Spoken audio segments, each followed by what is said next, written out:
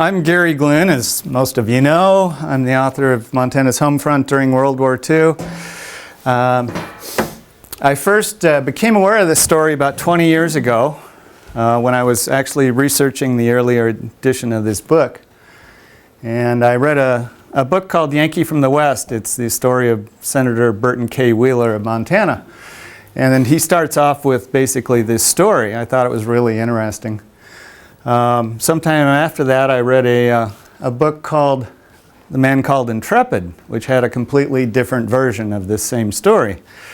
And so then I became very interested in it. And so for 20 years, I've been collecting little bits of information here and there, which is all you can find. And about a year ago, I was in Helena for a week doing research in the archives of the Historical Society. So I went through all of Burton K. Wheeler's papers trying to find a smoking gun that would solve this mystery one way or another. And of course, I didn't find one. Patriotism, treason, or subterfuge? That's the question I'm going to ask you at the end, because I want to know what you think of this story. I'm not sure what it is. But this is, of course, related to the propaganda posters, the display in hopefully most of you have seen those in there. But this is a type of propaganda that was where information was used as a weapon.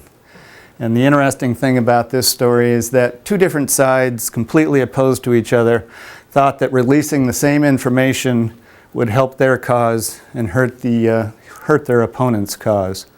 And the only difference between the two is that they were each trying to influence a completely different audience.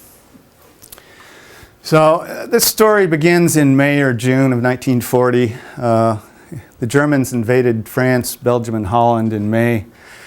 By June, they had driven the British Army to Dunkirk, and the British Army, which was in France at the time, was forced to evacuate back to England. Germany at that point in time controlled almost all of Western Europe. Italy had joined with Germany. The British government had fallen after this attack. Winston Churchill became Prime Minister in May. The Soviet Union had made a pact with Germany and had occupied part of Poland. They'd also just recently fought a war with Finland. And in Asia, the Japanese occupied China and were about to attack Indochina and becoming very aggressive all through Asia. Senator Burton K. Wheeler of Montana was senior senator. He had been a senator since 1922. He was, when he was elected to the Senate, he was considered a very radical liberal Democrat. In fact, his opponents called him Bolshevik Bert. He became more conservative over the years. He supported Franklin D. Roosevelt for president in 1932, and he helped Roosevelt pass a lot of the New Deal legislation. But over years, he became disenfranchised with, or disillusioned with, Roosevelt. And he opposed Roosevelt's attempt to pack the Supreme Court in 1937. And after that, they were kind of on the outs. He felt that, and Wheeler's quite an interesting guy. He was very blunt and outspoken, as you'll see, sometimes to the point of hurting himself. But he began to feel that Roosevelt was really being deceitful and deceptive, and particularly about giving aid to Britain. When World War II started in 1939, Roosevelt was probably the leading proponent of selling arms to Britain, which was actually illegal under U.S. law at the time. And so Roosevelt continued to say that, selling arms to Britain does not mean we're going to get into war, we're just helping Britain. Roosevelt would repeatedly claim that the Germans, if we didn't help Britain, the Germans would take over South America, would have air bases in Brazil that could attack the U.S. Of course, Brazil is as far away from the U.S. as Germany is. So he kind of made that story up, but Wheeler opposed all of this Wheeler was an isolationist. He didn't believe that we should get involved in Europe's wars. He said Europe's been fighting for centuries, and there's no sense in us getting involved in these wars. So he would counter whatever Roosevelt said in support of Lend-Lease and selling arms to Britain. He would counter this, and he became very active. By 1940, Wheeler was actively campaigning for president. Roosevelt was at the end of his second term. No president had ever run for 3 terms. Wheeler wanted to be president in the worst way. And he was campaigning every day, giving speeches all over the country. And he was a very popular politician in Montana. He won the 1940 election with 70% of the vote. He took every city and county in the state. I don't believe that's ever been done before. And he was popular nationwide, too. His opponent, of course, was President Roosevelt, also a Democrat. And Roosevelt was repeatedly telling the American people he had no intention of getting into a war in Europe. He also would not say whether or not he was going to run for a 3rd term. And presidential elections were a lot more civilized then. They only started running a few months before the election. So Wheeler's campaigning actively, but he knows that Roosevelt's out there, and Roosevelt won't say whether or not he's going to do it. The news media began referring to Roosevelt as the Sphinx because he refused to say what his intentions were. And if you'll see the cigarette smoke and the statue of the Sphinx shows 3rd term question. And we've got our 4 little presidential aspirants down here in the corner. Wheeler, of course, is throwing a temper tantrum.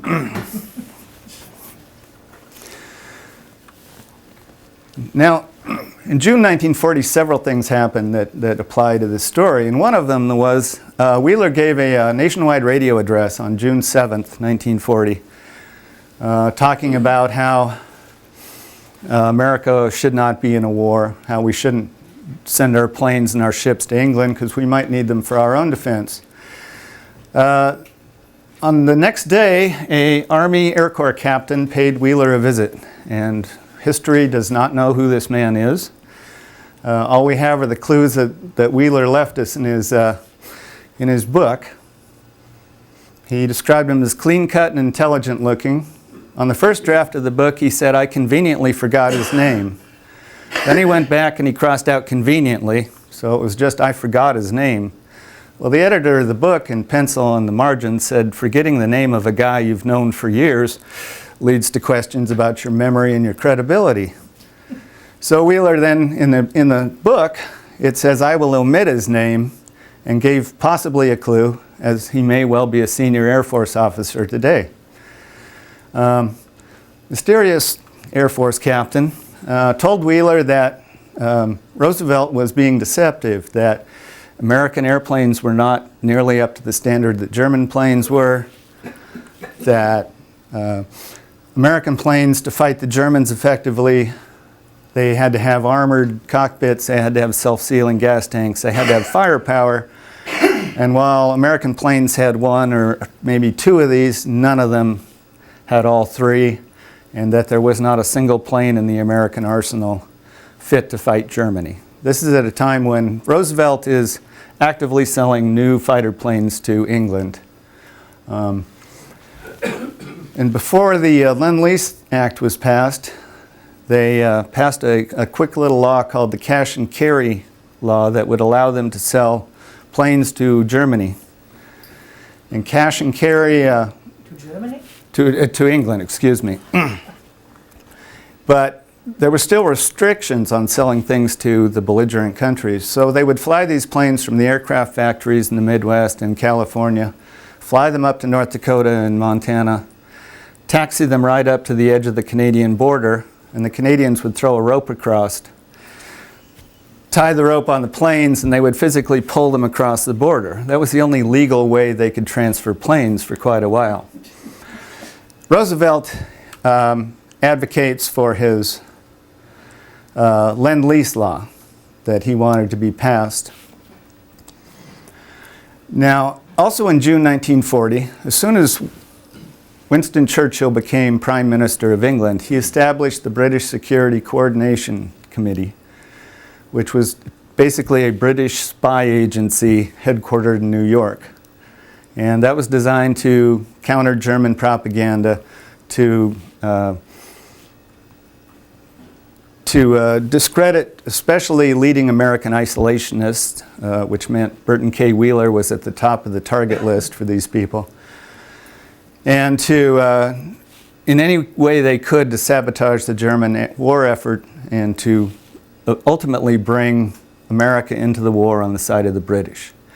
And it was headed up by Sir William Stevenson, sometimes known by the codename Intrepid.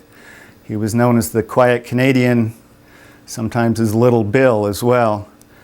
Ian Fleming, the author of the James Bond books, worked for Stevenson and called him, he is considered one of the models for James Bond. And I've heard, I can't confirm this, but I've heard that his British service number ended in the letters 007.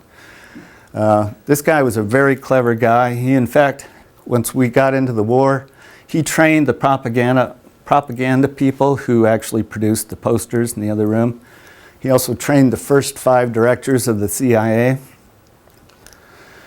But his target was Burton K. Wheeler, or one of his targets, perhaps his favorite target.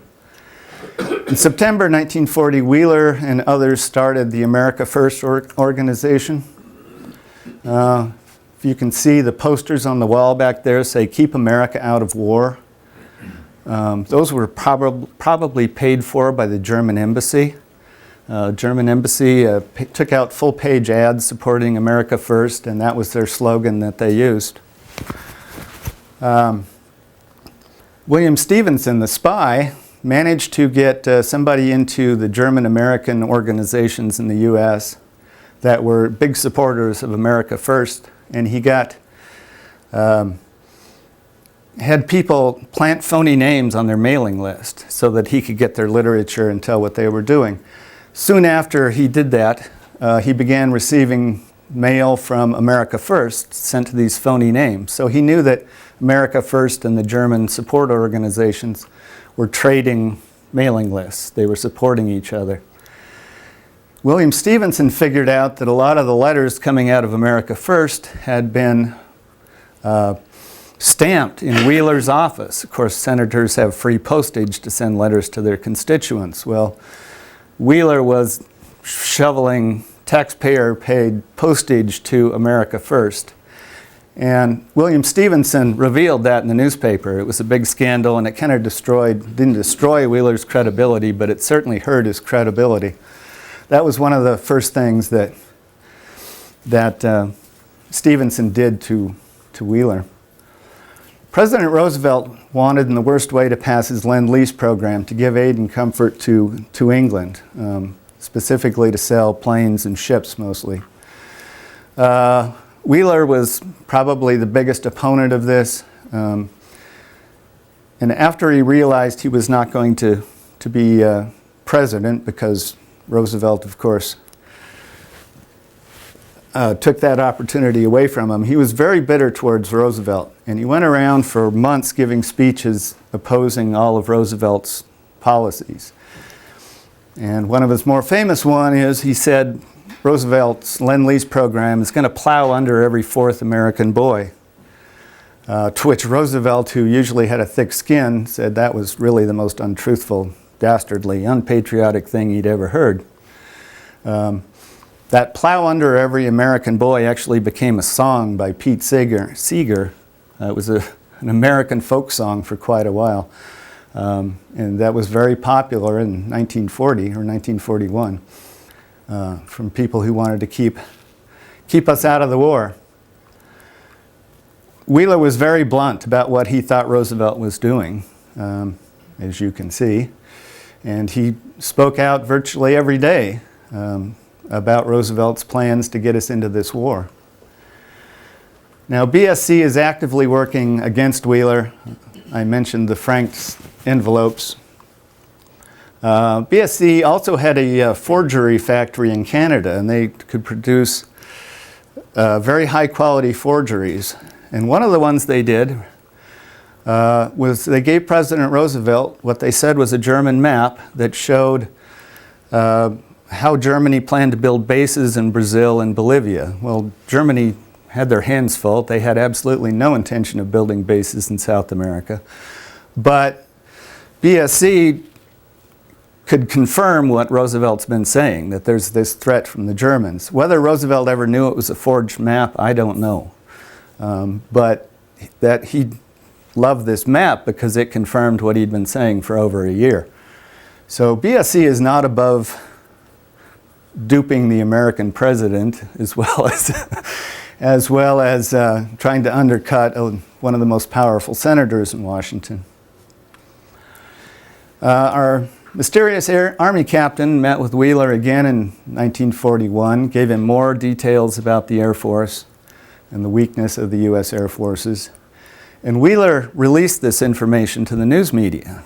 So our Army captain now knows that anything he gives to Wheeler is liable to come out in the papers. Wheeler also went to a lot of trouble to protect the identity of this person, including changing facts and figures. And the only way we even know about this person is he wrote about it in his book. And so it's hard to say if Wheeler was actually giving a truthful account when he wrote his book. Roosevelt, while saying that we're not going to war, was busy planning for war. And in 1941, with the British, they came up with the ABC-1 plan. And basically that called for, if America and Britain got into war together, they would deal with Germany first. They would go on the defensive against Japan, and they would deal with Germany. The British knew they didn't have the means to invade France, so they planned a long war with commando raids and bombing raids, and just kind of annoying the Germans however they could. The American military didn't like that idea. If they wanted to go to war, they, by God, were going to win the war.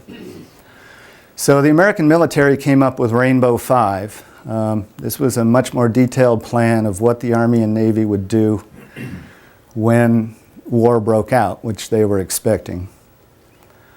All of these were very top secret. Rainbow 5 was sent only to admirals and generals who actually commanded a major command. It's the kind of plan that would go in the safe and they wouldn't get it out until they got a coded message that said, implement Rainbow 5. This was actually the very beginning of the plan, which detailed the security arrangements. Rainbow 5 was still not very detailed, so on July 9th, 1941, President Roosevelt sent a letter, and he asked for a much more detailed plan to fight the war. And what he was really looking for was, how do we produce all the ships, all the planes that are going to be needed? So he asked for this detailed production requirements and told the people that we're going to assume that Britain and the Soviet Union are defeated and we have to fight this war alone and we're going to go invade France all by ourselves. At the same time, he's telling the public, no, I'm not planning for war at all. It again emphasized defeating Germany first. He had a bunch of industrialists go out and see how many factories could be started up. Of course, the Depression had shut down lots of factories. So he wanted to literally double the American economy in 2 years, which is extremely hard to do. The plan called for a 5 million man invasion force and an armed forces of over 10 million men. It specified the number of ships, planes, including 1,000 merchant vessels that would be needed to transport an invasion force to France. The plan had a number of what they called annexes. There was one for artillery, one for medical, transportation, and of course there had to be one for the air war. The Army Air Corps was part of the Army, but the the pilots did not want Army officers to make the plan for them because Army officers thought planes were only good for bombing troops, bombing bunkers. The Air Force officers, Air Corps officers, believed in strategic bombing. They wanted to destroy the German economy from the air.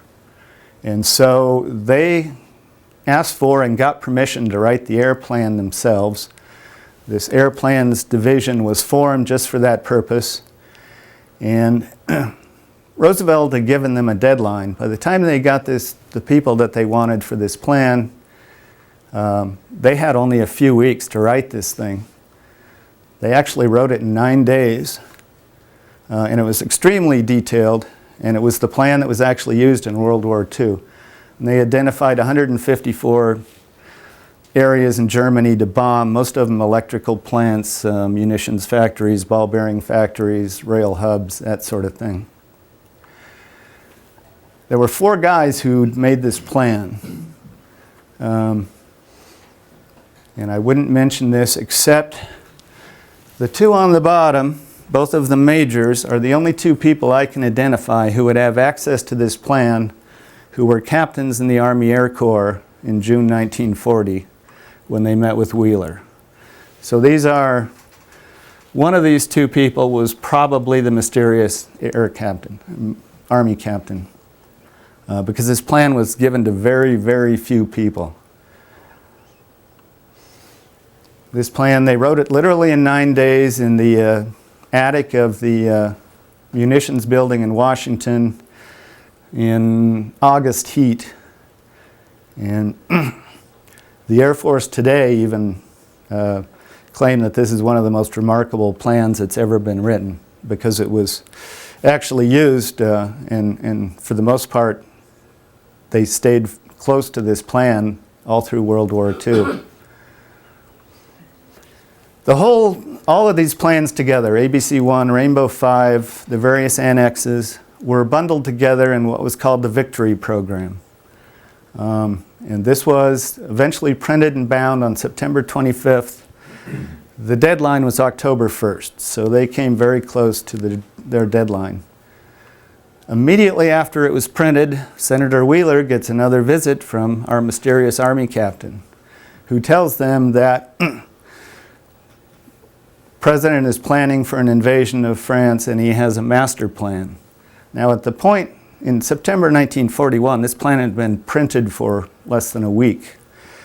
And there were only somewhere between 20, 30 copies of this thing made. There were only a handful of people who had access to this plan, especially in that short a time period. So the person who's telling Wheeler this is almost certainly one of the planners himself. During the fall, tensions with Japan kept increasing. We had been negotiating with them, but the negotiations broke up. We had embargoed their oil supply when they invaded Indochina. And so they had embarked on a series of negotiations for months, which didn't go very well at all. Negotiations broke down at the end of November. Roosevelt sends his son to William Stevenson in New York as his courier. He wants a secret message sent to Roosevelt that they expected war within 2 weeks. Now, this is bad news for both Churchill and Roosevelt because their entire plan is based on defeating Germany. If they're going to go to war with Japan and you have an isolationist Senate, the Congress has to declare war. Congress is in no mood to declare war against Germany. Germany's done nothing or not very much belligerent. Congress has no stomach for declaring war on Germany, especially when they're faced with a war with Japan. So we know that Roosevelt and William Stevenson were in contact just a week before Pearl Harbor. Our mysterious captain shows up again. And this time he brings Wheeler a package, thick as a novel, wrapped in brown paper. Now in Wheeler's manuscript, he changed the description of this package about 3 times. I'm not sure why, but I think he's trying to protect the identity of our captain. Wheeler asked the captain if he's afraid of delivering top secret material, and the captain says, well, Congress has a right to know what the president is doing. Wheeler takes it home. He lived in Maryland. Reads this. The captain leaves this top secret document with Wheeler, apparently overnight. And Wheeler, this confirms everything Wheeler's been saying for a year and a half, that Roosevelt's leading us into war. And he's furious to the point of not probably using very good judgment. He knows a sympathetic reporter, Chesley Manley, who works for the Chicago Tribune, which is a very anti-Roosevelt paper and very isolationist paper. They spend the night going over this document. Wheeler had a stenographer there, and they took detailed notes of the entire document. Now, it's a couple hundred pages thick. They're working on this.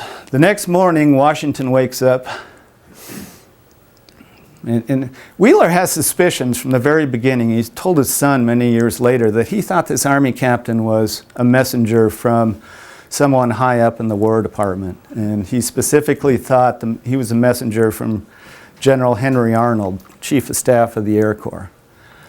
And he still thinks that, you know, he's not sure who's leaking this information to him, but he's pretty sure that it's someone high up.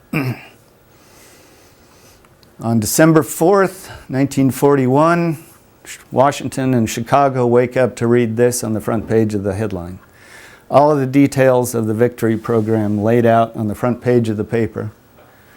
The publisher, of course, thought it was the greatest scoop in the history of journalism, and it was probably the greatest scoop in his career.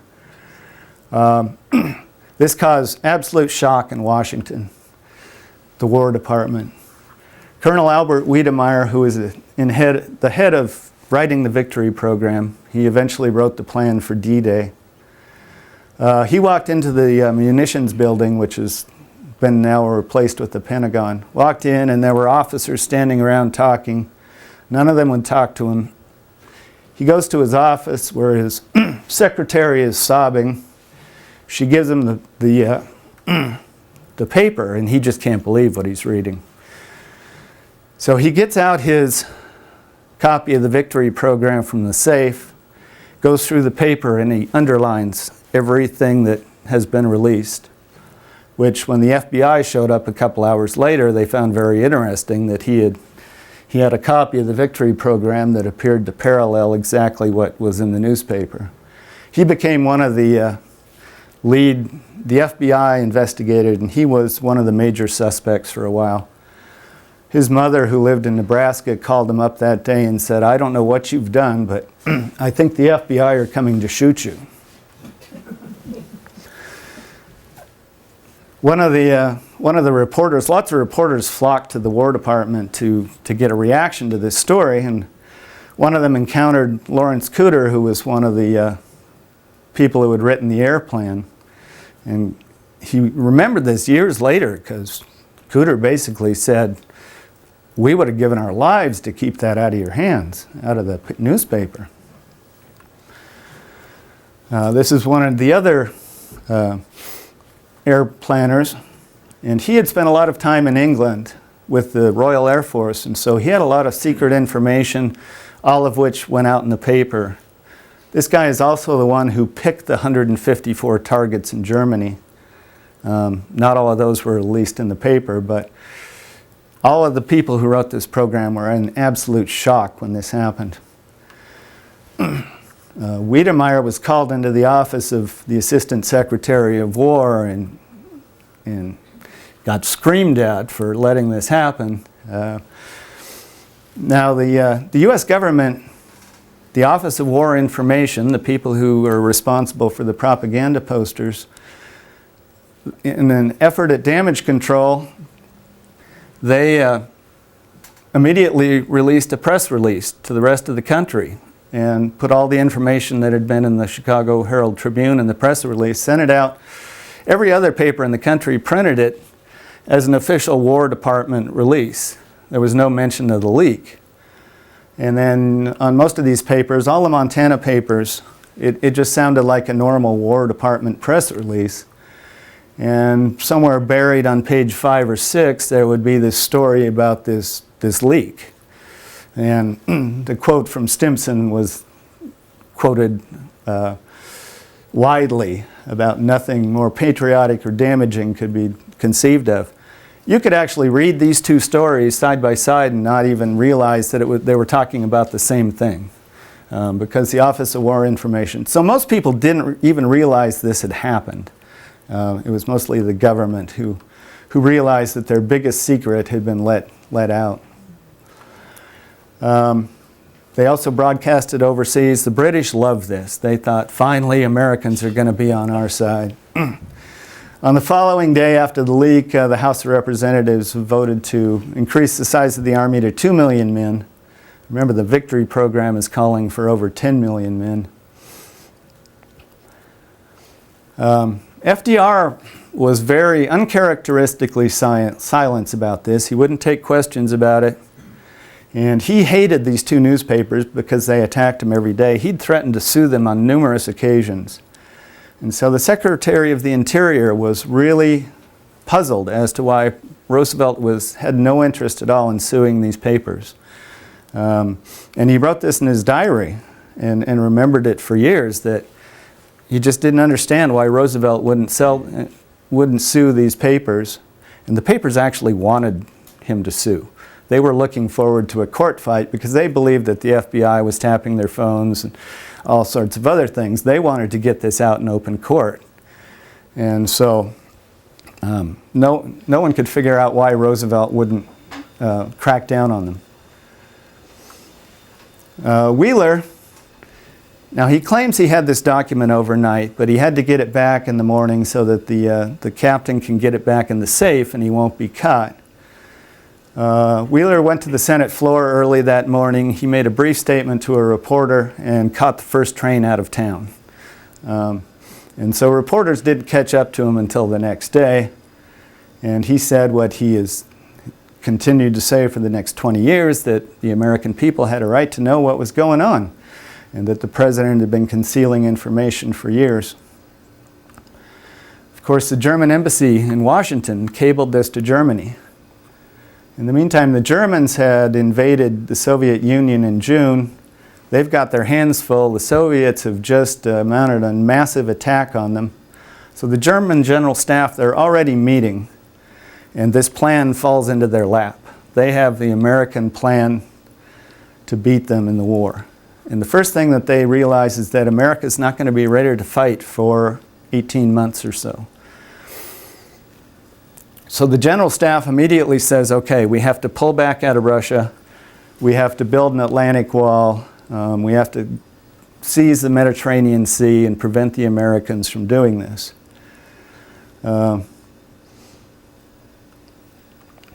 FBI is called in, of course. They investigate this thing. They immediately focus in on the Army Air Corps. And I don't know why they focused on the Air Corps so early. But they interviewed a major, and probably Lawrence Cooter, who was very nervous, sweating. They were sure he was up to no good. And they eventually suspected that he was the leaker. They pulled the reporter in for 3 days, and he refused to reveal his sources. They finally said, okay, well, you're a reporter, you didn't do anything wrong. Pearl Harbor, of course, happens 3 days after this, so the country forgets about this completely, except the FBI continues to investigate. And eventually, the investigation just petered out. And when asked why, the agency said, well, the more we investigated, the higher up the chain of command we went.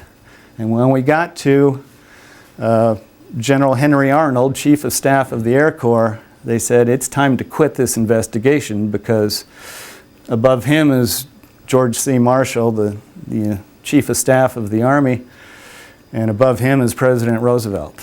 And so they're quite worried about going any further than they already did. Of course, the Japanese attacked Pearl Harbor on December 7th.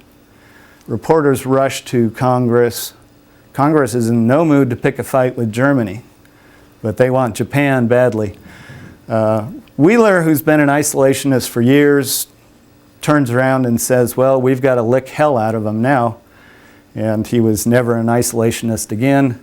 The America First organization crumbled within a matter of weeks and went out of existence.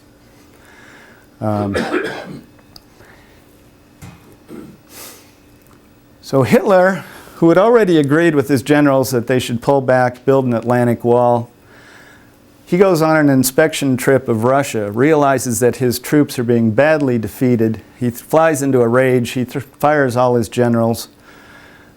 And he had signed earlier a pact with the Japanese that they would aid each other if they both got into a war with the United States. Well, he never expected the Japanese were going to attack Pearl Harbor. And so they're pressuring him to join him in a war. And he's going, well, I've got Russia on my hands. I don't really need a war with the United States. But when he went to Russia, well, actually I should say, 2 days after Pearl Harbor, Roosevelt gave a speech and said that Germany and Japan were acting in concert, that Japan had attacked Pearl Harbor, but the Germans were in cahoots with them. That was not true. But Hitler, at that point, read that speech, flew into a rage, and declared war on the U.S. without telling his generals. Probably the worst mistake he ever made. And in doing so, he played right into the hands of William Stephenson, Winston Churchill, and Franklin Roosevelt.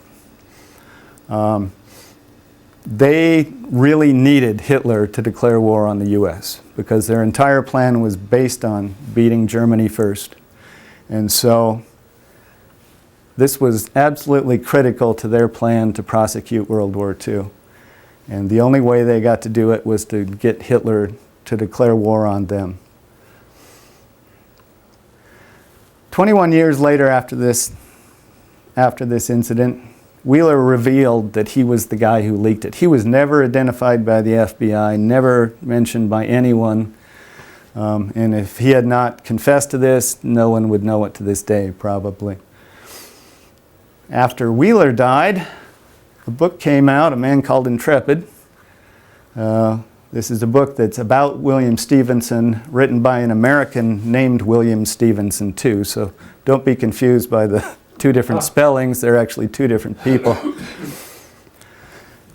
William Stephenson claimed to have given a sanitized version of this program to Wheeler as part of his program to discredit it and to get Germany to declare war. Now, it clearly was not a sanitized version because the War Department was an absolute shock. All of their secrets have been revealed.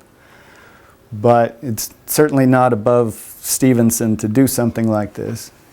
After all, giving forged documents to the President of the United States, he was quite capable of doing that. And he may well have been working with Roosevelt. In other words, if that is true, Senator Wheeler was duped. And Senator Wheeler, thinking the American people had the right to know, gave credibility to this story that probably wouldn't have had otherwise, and caused Hitler indirectly. And it's hard to say how much the leak of the victory program influenced Hitler, but it certainly did influence him to a certain extent. Wheeler, in his book, wrote, well, there are a lot of people in Washington that think that FDR somehow was responsible for this, including the man who wrote the victory program.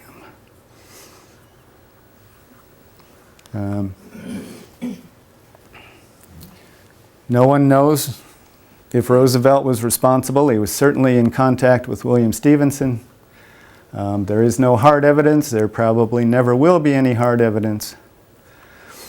But the person who's probably done the most research on this is Thomas Fleming of the New Dealers' War, and he believes that Roosevelt indeed was responsible because he can't explain it any other way. And I think the evidence leads back at least to General Arnold, if not Roosevelt, being responsible for releasing this.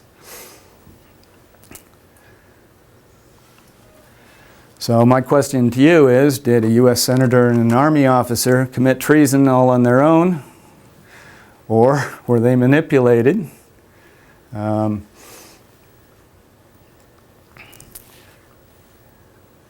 goad Germany into war, which is, if that was their goal, they certainly succeeded in that. So that's all I have, but I'd like to know what you think. I think that Hitler was already crazy enough. Well, he certainly was crazy enough, yes. FDR was sneaky enough. And FDR was sneaky enough, yes. And yes. More question. One trivia thing, probably nobody knows. Frank Knox, who was Secretary of the Navy, was also a Rough Rider during the Spanish-American War.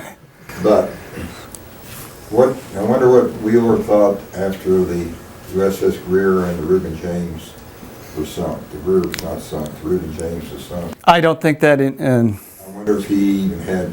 I've never read that he even mentioned that, which, if y'all don't know, were two World War I four-stackers on convoy duty before we got into war. The Greer was attacked, and Reuben James was sunk with over 100 casualties, and which was an active war. Yeah. I don't think that influenced Wheeler at all, because he continued to be a strong isolationist right up until the morning of Pearl Harbor. And I don't believe he mentioned it in his book either. So was Wheeler good friends with Jeanette Rankin? Certainly, she was a Republican. I don't know how good of friends they were, but yes, she definitely voted against the war. They certainly knew each other, and of course the Rankin family was a longtime family in Montana. Right. But I don't know how well they knew each other or worked together. They certainly worked together on. I don't know if she was a member of America First or not, but they certainly shared that isolationist point of view. So. That's what we need to do now. So what was the motivation then? Because you've often heard that the reason that FDR wanted us to get into the war was to get us out of the Depression.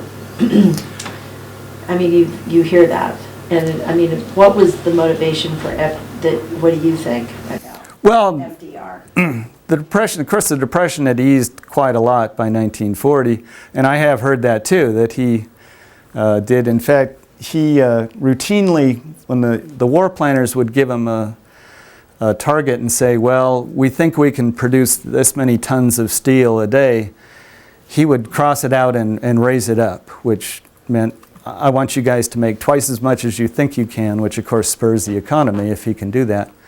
But I also think that he was very fond of the English, and I think he thought, Roosevelt's, one of the things he said is that if you see a rattlesnake in the grass, you don't wait till it strikes at you, you hit it before, while it's still laying in the grass. So I think he genuinely felt there was a threat from Germany. And he was definitely manipulated by Churchill and others as well. So. Yes? A hypothetical. Can you envision some scenarios if the Japanese had not bombed Pearl Harbor? Who would have gotten strung up? Well, on their face, Roosevelt or Wheeler? I'm not sure that Wheeler would ever have gotten the victory program if they weren't convinced that war with Japan was within days. Because it was not until the president's son gave the warning to William Stevenson that we think war is coming. And within, 4 or 5 days, this program that Wheeler had been asking for months suddenly shows up on his doorstep.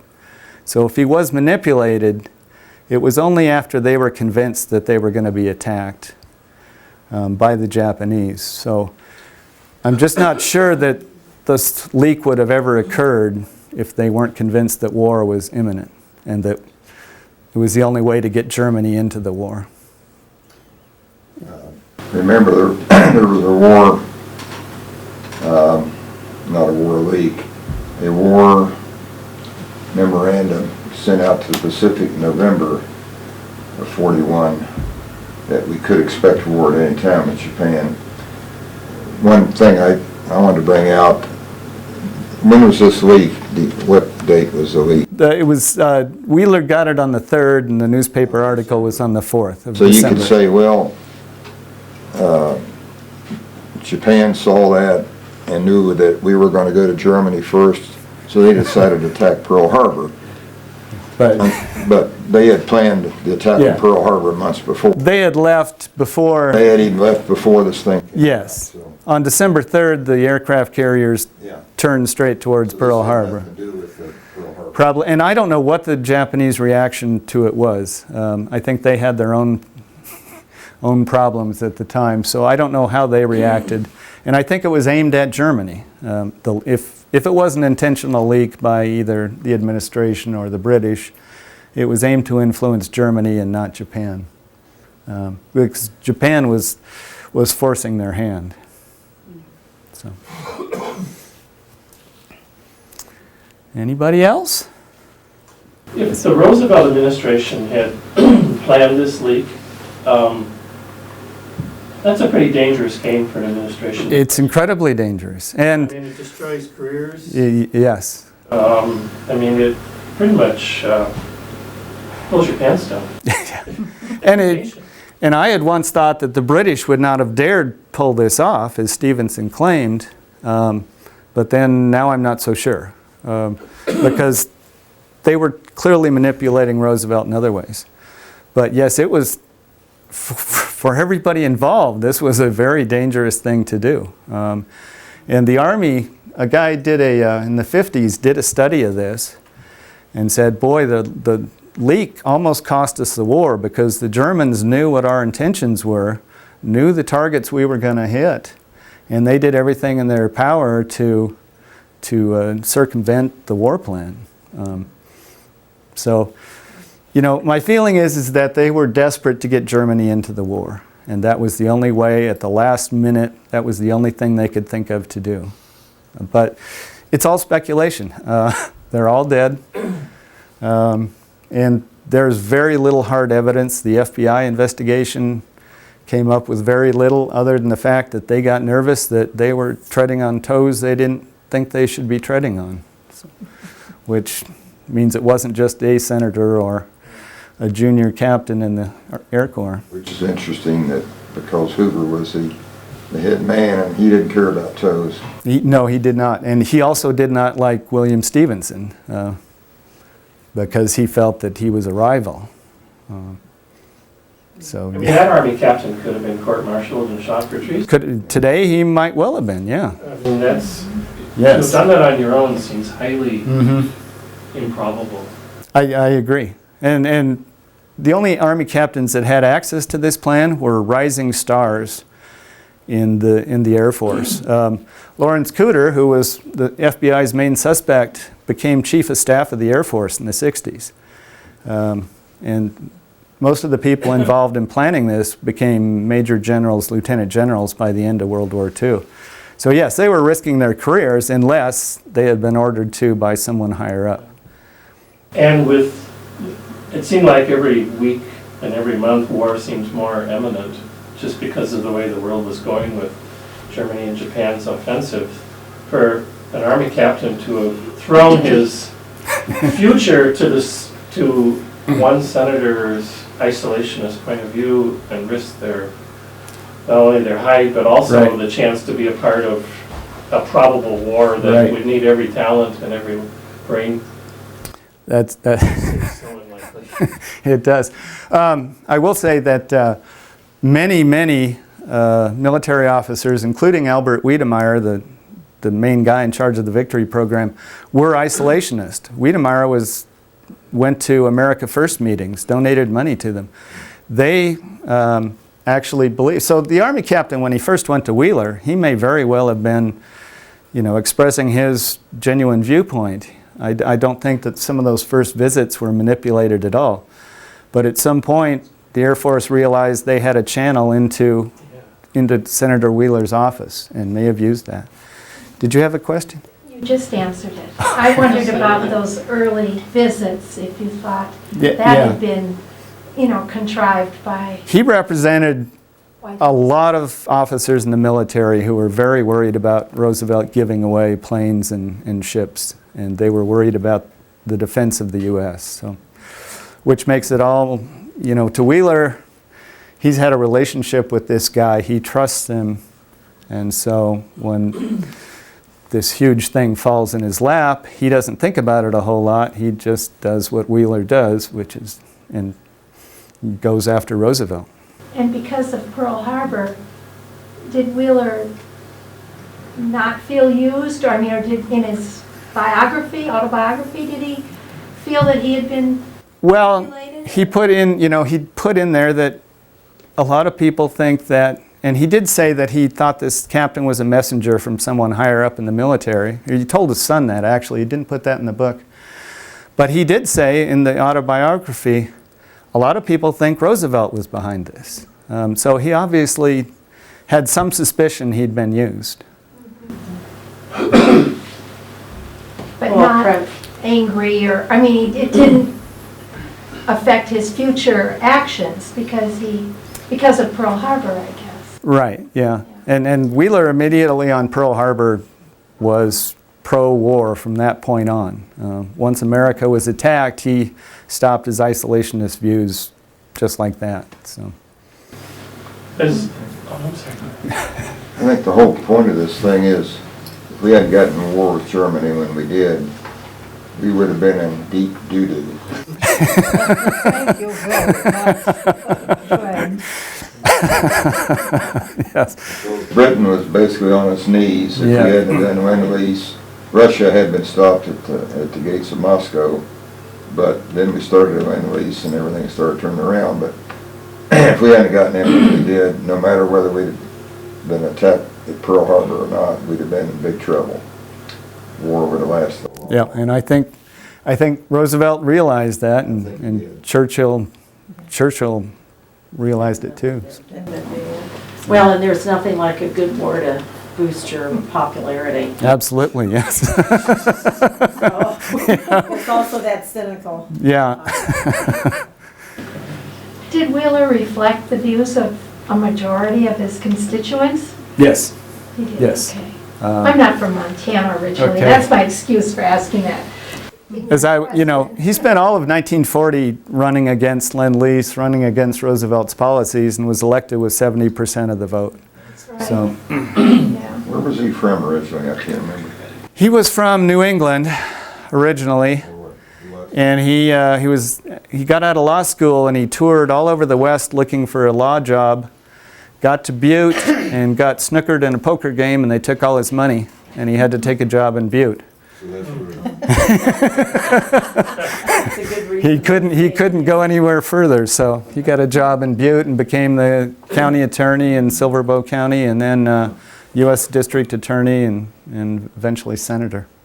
So I'll give Oh, so is this something that's taught in high schools and? almost no one. University I've never heard this history? before. There is one article written on this, and other than that, you find a sentence in a 600-page book that might relate to it. Would you Why like don't to you be like- one of the speakers at the teacher's workshop?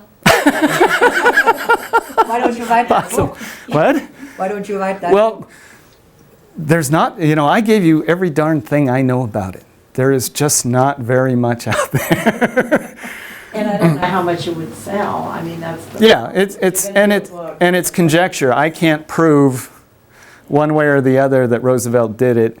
I have a theory on who the captain might be, but I can't prove that. That won't keep sales down. Yeah, probably so. So, Is every document for World War II declassified?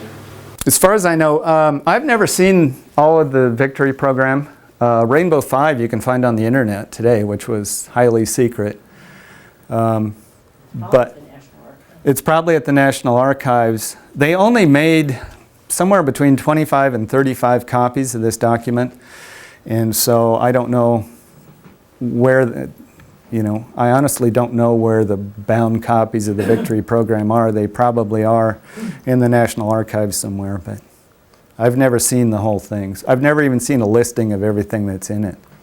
But Yeah. I'll play devil's advocate. If you have a plan for the country as bold and ambitious as this plan was, you're going to have to tell the American people sometime. So it isn't going to be a secret from the American public or your enemy too long.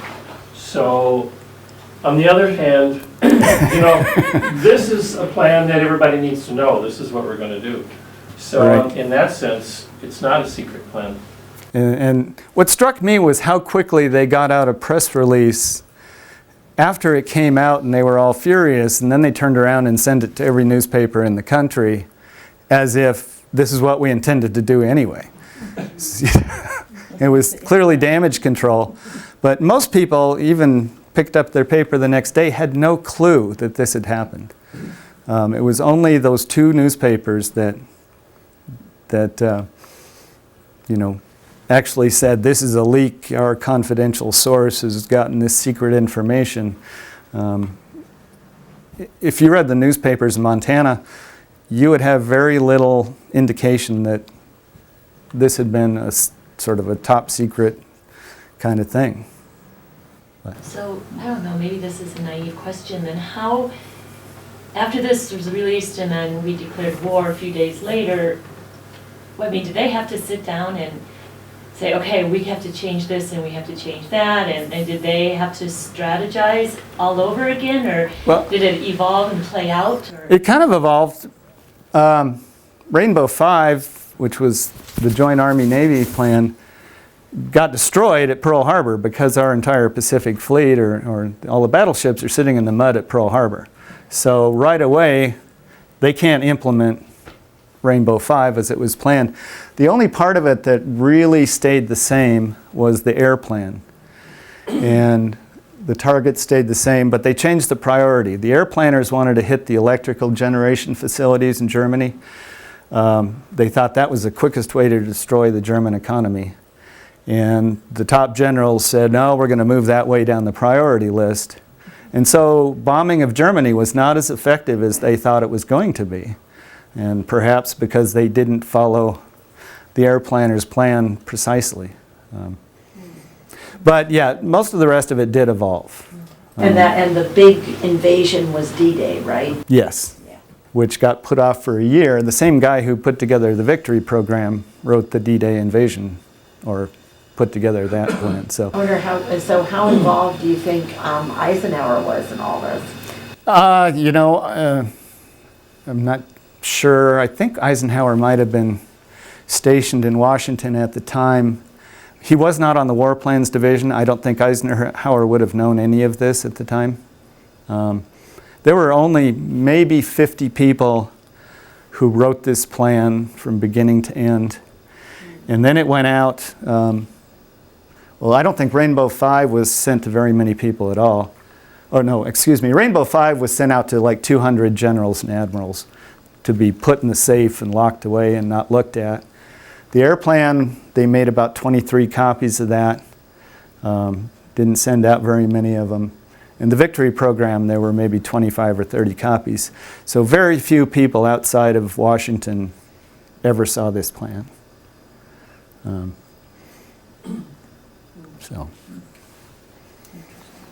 Yes. I believe you said one of the plans listed about 150 German cities that would be 154 not cities necessarily, but plants, yes. Wouldn't any German general and strategist have figured that out? What your vulnerabilities are? Yeah, I think they probably would have. I don't think it was any secret. Although nobody had ever undertaken a bombing campaign of that magnitude before. They were doing it to Britain. True, but they were bombing kind of terror bombings for the most part. I mean, they bombed aircraft factories at first, which was related, but then they went to just terror bombing the civilians to terrorize them. They didn't have quite as an extent. They weren't planning, I don't believe, and didn't have the capability to systematically destroy the British economy, which is what the American planners meant to do. They were going to systematically bring Germany to its knees by just, they couldn't move anywhere, they didn't have any electricity or During this time period, how how much did people care about the fact that 6 million the Jews were being murdered by the Nazis? During this period, Nobody knew that. very few people knew that. Nobody knew. They had some intelligent reports, but They couldn't believe it. the vast majority of the people had no idea that was going on at this point in time. In fact, I'm not so sure, when was the Wannsee Conference? December 1941. 41. So see, they hadn't even implemented the final solution when this was going on. The Germans hadn't even, I mean, they were killing lots of people and lots of Jews, but the whole concentration camp thing came after this. The bombing campaign took a turn when the Germans started bombing England, mainly the RAF. And then a British bomber went over and dropped some bombs on Berlin, and Hitler got pretty mad and said, we're going to destroy London. But the whole bombing campaign was British bombed at night, indiscriminately, so to speak. We bombed only in the daytime for industrial targets as much as we could, starting in 43. So it took us a while to get going. So that plan was pretty much stayed the same. Mm-hmm. Dresden was not in the plan. Well, I was going to mention that. Not in the plan. The town of Dresden was Dresden, the capital of Saxonia. We did begin firebombing Hamburg and German cities. The war planners were very upset by that. They objected to that strongly. Lawrence Kuder, who was one of the top suspects, was one of the leading people who said we shouldn't be bombing cities. We should be bombing the industrial plants. And they were very opposed to bombing civilians. And as he pointed out, the German civilians had no say in this. It wasn't a democracy. There was no sense terrorizing people whose voice wasn't going to be heard anyway. But yes, in about 44, they did begin indiscriminate bombing of civilian targets, which was probably a mistake. But so, yes. Speaking of the bombing campaign, I'm not well versed on World War II, but I recall the impression that the bombing of the ball bearing plants and oil production facilities wasn't as effective as the Air Corps had hoped, that Germany went underground or dispersed. Am I right or wrong on that? Or? Well, yeah, the bombers were not, for various reasons, were not as effective as they thought. German fighters and anti-aircraft made them fly much higher. They really weren't very accurate at that point in time. And so they could drop a lot of bombs on the ball bearing factory and not necessarily destroy it. They actually bombed it 2 or 3 times. Yeah. They also bombed Palesti in Romania, which was the main oil production, which was a disastrous air raid for the Americans. And many of those bomber pilots trained here in Montana for both those raids. They trained at Great Falls, and there were actually 4 bases that trained the bomber pilots for about a year, and those were the original early bomber pilots. Well, we're getting All right. off the track. All right. Subterfuge, your call. Thank you very much, guys. That was wonderful. Thank you all for coming. Thanks. Appreciate it. June 12th, John Axline will be talking about the Japanese bombs. Balloon bombs. Balloon bombs. Yeah, on June So- 12th. Thank you, Gary. Thank you for coming.